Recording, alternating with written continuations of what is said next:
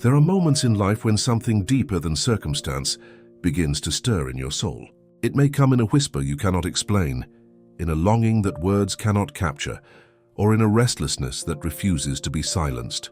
It is the sense that someone is calling you, reaching beyond the noise of the world and into the secret chambers of your heart. That someone is God. The call of God is not always thunderous. More often it is like Elijah's experience on the mountain. The wind tore through the rocks, the earthquake shook the ground, the fire blazed with fury, but the voice of God came in a gentle whisper. 1 Kings 19:12. The call of God is not about spectacle, but about intimacy. It does not always demand attention by force. It invites surrender through love. Carl Jung once wrote, "Your vision will become clear only when you look into your own heart. Who looks outside dreams. Who looks inside awakes." Spiritually, this aligns with the call of God. The world invites you to look outward, at success, possessions, reputation. But God calls you inward, to the core of your being where His Spirit whispers your true name. Awakening happens not in chasing external voices, but in responding to the eternal voice that calls from within. Think of Moses. For 40 years he lived in the desert, carrying the weight of failure, far from the palace of Egypt. Then came the burning bush, a call that interrupted his routine and redefined his destiny. God does not call the qualified. He qualifies the called. The same God who called Moses in the desert is the one calling you now. Perhaps in the silence of your room, perhaps in the ache of your heart, perhaps in the questions that refuse to go away. The psalmist wrote, "Today if you hear His voice, do not harden your hearts." Psalm 95, 7-8. The call of God demands a response. You can ignore it, postpone it, resist it, but you cannot escape it. The one who formed you, who knows every hair on your head, is calling you to Himself. And the greatest tragedy is not that people do not hear His call, but that they hear and refuse to answer. Carl Jung observed, "People will do anything, no matter how absurd, to avoid facing their own souls." The call of God often forces us to face our soul, the wounds we hide, the fears we suppress, the longings we bury. This is why it feels uncomfortable.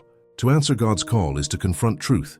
It is to stop running from yourself and begin walking with Him. Think of Samuel. As a boy, he heard his name called in the night. 3 times he thought it was Eli. Only on the 4th did he realize it was the Lord. Sometimes God's call comes quietly, repetitively, until we finally discern that it is not human but divine. And when Samuel answered, "Speak, Lord, for your servant is listening," history shifted. Prophets rise when ordinary people answer the extraordinary call of God. Maybe you are restless today. Maybe success has left you empty. Maybe pain has left you searching. Maybe silence has left you longing. Do not dismiss these stirrings. They may be the sound of God calling. He does not always shout. Sometimes He whispers. He does not always command. Sometimes He invites. But always His call is filled with love. Not the love that flatters, but the love that transforms. And here is the truth. God is not calling you to religion. He is calling you to relationship. He is not calling you to rules. He is calling you to Himself. His call is not a burden, but a lifeline. Not a chain, but a key. Not condemnation, but redemption. Friend, I want to pause here and invite you to make this real. Write in the comments, "God is calling me." Let this be your first response, your declaration, your step of faith. And if these words are awakening something in you, subscribe. Join this journey where faith and psychology meet, where Carl Jung's insights into the human soul echo what Scripture has been saying for centuries, that the deepest call you will ever hear is not from the world, but from God. Because at the end of the day, the call of God is not about where you go, it is about who you become. And when you answer Him, you do not just change direction, you change destiny.